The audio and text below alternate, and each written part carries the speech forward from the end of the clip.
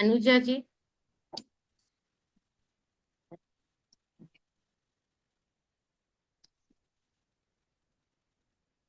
ओम श्री परमात्मने नमः।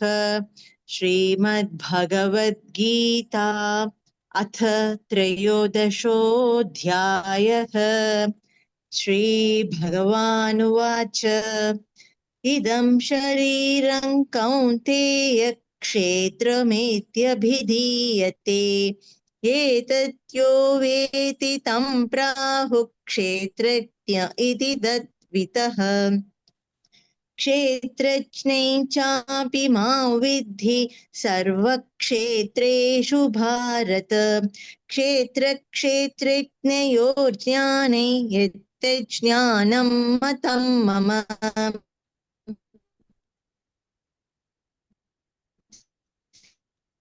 क्षेत्रे यच्च यादृक् च यद्विज्ञतश्च यच्च यो यत्प्रभावृणु ऋषिभिर्बहुधा गीतैश्च छन्दोभिर्विविधैः पृथक् ब्रह्मसूत्रपदैश्चैव हेतुमद्भिर्विनिश्चितैः। महाभूतान्यहङ्कारो बुद्धिरव्यक्तमेव च इन्द्रियाणि दशैकञ्च पञ्चचेन्द्रियगोचराः। इच्छा द्वेषः सुखं दुःखं सङ्घातश्चेतना धृतिः एतत् क्षेत्रं समासेन सविकारमुदाहृतम्। अमानित्वमदम्भित्वमहिंसा क्षान्तिरार्जवम् आचार्योपासनं शौचं स्थैर्यमात्मविनिग्रहः।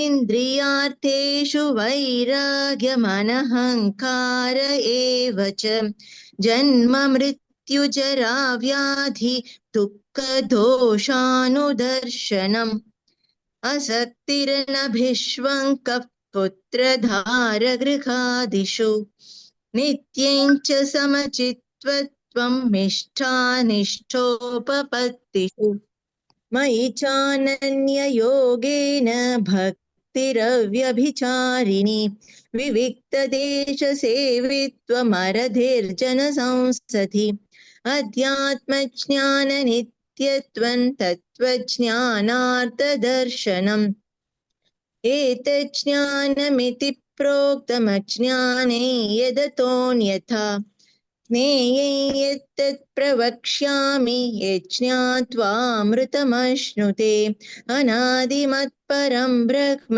न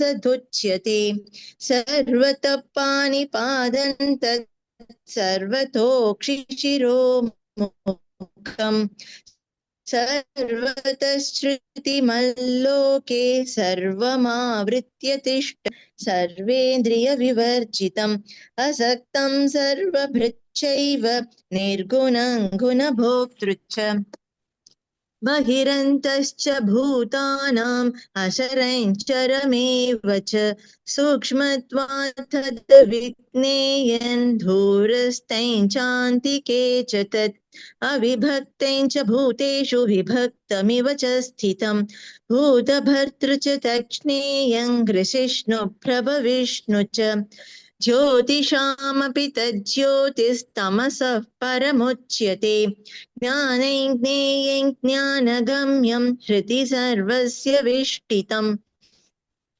इति क्षेत्रं तथा ज्ञानं ज्ञेयं चोक्तं समासतः मद्भक्तये तद्विज्ञाय मद्भावायोपपद्यते प्रकृतिं पुरुषं चैव विद्यनाति उभावपि विकारांश्च गुणांश्चैव विद्धि प्रकृतिसम्भवान् कार्यकरणकर्तृत्वे हेतु प्रकृतिरुच्यते पुरुषः सुखदुःखानां भोक्तृत्वे हेतुरुच्यते पुरुषः प्रकृतिस्थो हि भुङ्क्ते प्रकृतिजान् गुणान् कारणं गुणसङ्गोऽस्य सदसद्यो निजन्मसु उपद्रष्टानुमन्ता च भर्ता भोक्ता महेश्वरः परमात्मेति चाप्युक्तो देहेऽस्मिन् पुरुषः परः य एवं वेति पुरुषं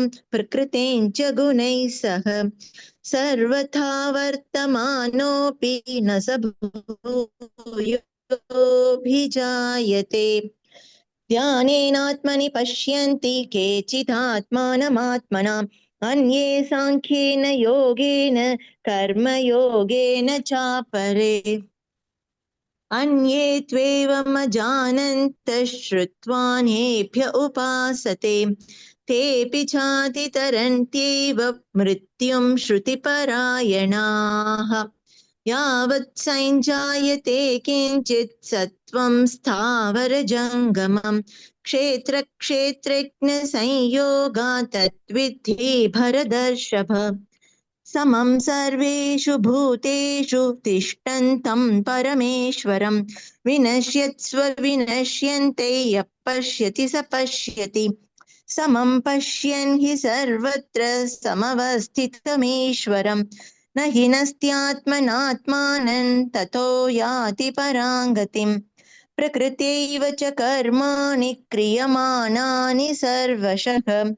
यः पश्यति ततात्मानमहर्तारं स पश्यति यदा भूतपृथग्भावमेकस्तमनुपश्यति तत एव च विस्तारं ब्रह्म सम्पद्यते तदा अनादित्वा निर्गुणत्वात् परमात्मायमव्ययः शरीरस्थोऽपि कौन्तेय न करोति न लिप्यते यथा सर्वगतं सौक्ष्म्यादाकाशन्नोपलिप्यते सर्वत्रावस्थितो देहे तथात्मानोपलिप्यते यथा प्रकाशयत्येककृत्स्नल्लोकमिमं रविः क्षेत्रं क्षेत्री तथा कृत्स्नं प्रकाशयति Bharata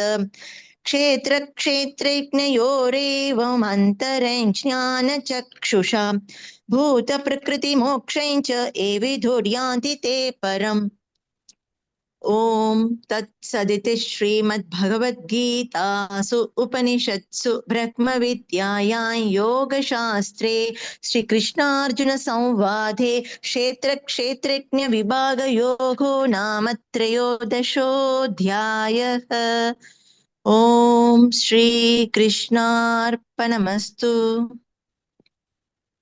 Thank you, Ji. Thank you, Ji. ரெண்டு இடத்துல மூல ஸ்லோகம் கொஞ்சம் ஜாயின் பண்ணல ஏதோ டக்குன்னு அனுஜா நல்லா சொல்லு. பிராக்டிஸ் இல்ல டக்குன்னு சரி இன்னைக்கு சொல்லிடலாம். Okay, thank you for giving me this opportunity today itself. Thank you Sujatha G. No problem. Thank you, Ji.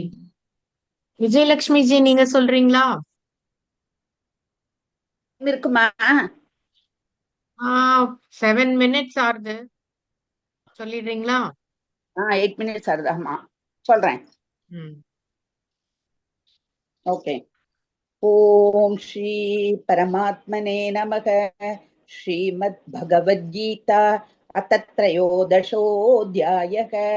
Sri பகவானுவாச்ச இதம் ஷரீரं கௌந்தேய க்ஷேத்ரமித்யபிதீயதே ஏதத்யோ வேத்தி तं பிராகுः க்ஷேத்ரஜ்ஞ இதி தத்விதः க்ஷேத்ரஜ்ஞं சாபி மாம் வித்தி சர்வக்ஷேத்ரேஷு பாரத क्षेत्रक्षेत्रज्ञयोर्ज्ञानै यत्तज्ज्ञानं मतं मम तत्क्षेत्रं यच्च यादृक् च यद्विकार्यतश्च यत् स च यो यत्प्रभावश्च तत्समासेन मे शृणु ऋषिभिर्बहुधा गीतैः छन्दोभिर्विविधैः पृथक् ब्रह्मसूत्रपतैश्चैव हेतुमद्भिर्विनिश्चितैः महाभूतान्यहङ्कारो बुद्धिरव्यक्तमेव च इन्द्रियाणि दशैकञ्च पञ्चचेन्द्रियगोचराः इच्छा त्वेष सुखं दुःखं सङ्गादश्चेतना धृतिः एतत् क्षेत्रं समासेन सविकारमुदाहृतम् अमानित्वमदम्भित्वमहिंसा क्षान्तिरार्जवम् आचार्योपासनं शौचं स्थैर्यमात्मविनिग्रहः इन्द्रियार्थेषु वैराग्यमनहङ्कार एव च जन्म मृत्युजरा व्याधि दुःखदोषानुदर्शनम् असक्तिरनभिष्वङ्गः पुत्रदारगृहादिषु नित्यै च समसित्वत्वमिष्टानिष्टोपपत्तिषु मयि चानन्ययोगेन भक्तिरव्यभिचारिणी विविक्तदेशसेवित्वमरतिर्जनसंसति अध्यात्मज्ञाननित्यत्वं तत्त्वज्ञानार्थदर्शनम् एतज्ज्ञानमिति प्रोक्तमज्ञानै यदतोऽन्यथा ज्ञेययत्तत् प्रवक्ष्यामि यज्ञात्वामृतमश्नुते अनादिमत्परं ब्रह्म न सत्तन्नासदुच्यते सर्वतः पाणिपादं तत्सर्वतोक्षिशिरोमुखं सर्वदश्रुतिमल्लोके सर्वमावृत्य तिष्ठति सर्वेन्द्रियगुणाभासं सर्वेन्द्रियविवर्जितम् असक्तं सर्वभृश्चैव निर्गुणं गुणभोक्तृ च बहिरन्तश्च भूतानामचरञ्चरमेव च सूक्ष्मत्वात् तदविज्ञेयं दूरस्थं चातिके च तत् अविभक्तं च भूतेषु विभक्तमिव च स्थितम् भूतभर्तृ च तज्ज्ञेयं ग्रजिष्णुप्रभविष्णु च ज्योतिषामपि तज्ज्योतिस्तमसः परमुच्यते ज्ञानं ज्ञेयं ज्ञानगम्यं हृदि सर्वस्य विष्ठितम्